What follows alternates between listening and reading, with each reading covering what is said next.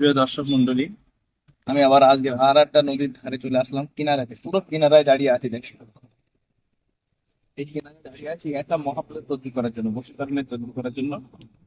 এই বশীকরণ তৈরিটা এই জন্য করা হচ্ছে, একজন ব্যক্তি আহ সে একজন ব্যক্তির কাছে প্রচুর টাকা পায়, অনেকটা টাকা পায়।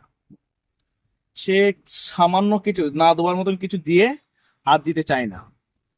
এখন হবে না, পরে হবে, কিন্তু তার কাছে টাকা আছে। ইচ্ছা করে দেয় নাকি কি করে দেয় না। হ্যাঁ, সে তোমার এদিকে টাকা দিতে চায় না, যাতে করে টাকাটা ফিরে পায়। সেই জন্য এই তদবিরটা করা হচ্ছে। এই তদবিরটা করার জন্য প্রয়োজন লাগে মেশকে জাফরানের কালি দ্বারা এই তদবিরটা লিখতে হয়।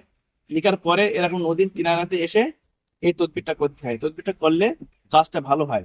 কেন, অনেক ক্ষেত্রে অনেক তদবিরকারও কি করে, তারা বাড়িতে বসেই তদবির করে দেয়, তাদের ভালো ফল আসে না।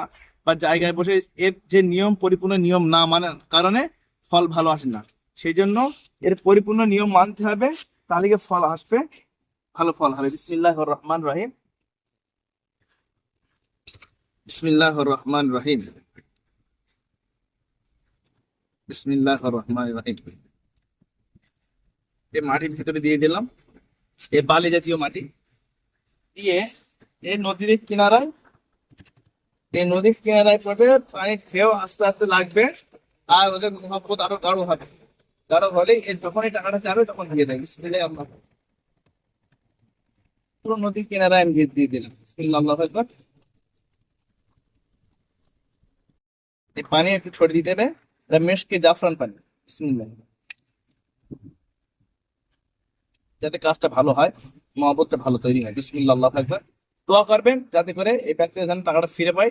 আসসালামু আলাইকুম ওয়া রাহমাতুল্লাহি ওয়া বারাকাতুহু। খোদা হাফেজ।